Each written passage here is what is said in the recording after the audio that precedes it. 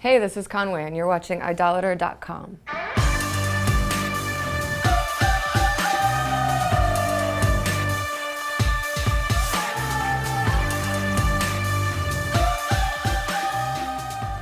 I grew up in St. Louis, and that was awesome because, basically it's got a lot of blues and jazz history. Musically, for me, I was really interested in that. Then I moved to Brooklyn, and kind of where I started really doing bands of my own, and everything from like rehearsing in a crappy room in Staten Island with no heat to playing all the standard New York venues and kind of just cutting teeth there. And then I met my best friend on a visit to LA, Amy, who's drumming in the band, and she was like, "You gotta come to LA because the studio's free and we're all broke and wanted to make a record." It was a total surprise to me, to be honest.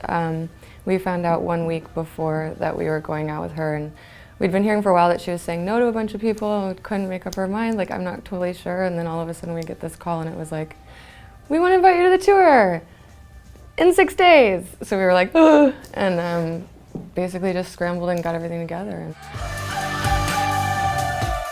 Before my Madison Square Garden show, I was playing to about 50 people at a bar in Orange County with a horrible sound system, and like people are eating burgers. So it's a trip. I met Zach Gold at again, like just kind of a dingy Brooklyn show that I was doing at the last minute at CMJ when we were here. And there were 30 people in the audience, like, no big deal.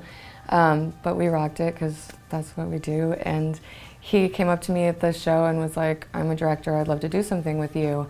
And I was kind of like, whatever. And I pointed him to my manager and I was like, kind of, a man approaches you in bar, like whatever.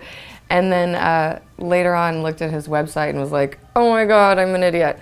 And so we literally like went down to his studio in Williamsburg the next day and met with him, and he was amazing. He was like, "I kind of don't care what it is." He's like, "We'll work on it together. Let's do something. I'm really inspired by your performance, and that's the kind of video I want to make, like the way you perform." He's a little cherub, and he's playing the game of chance with an upside down heart. So this came from a piece of music, like, in old sheet music, they would literally do illustrations on the top and it'd make it a beautiful thing because they were works of art. A friend of mine found this in Chinatown in an old store, and it was like breaking apart yellow paper line drawing of this guy, and called El Diablo, which is the game of chance.